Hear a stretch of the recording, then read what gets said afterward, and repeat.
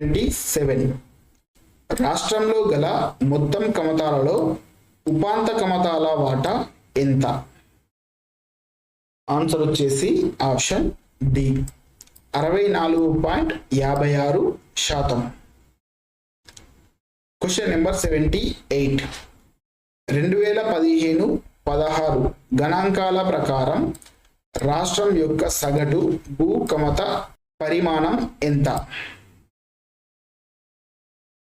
Answer వచ్చేసి option C 2.47 ఎకరాలు.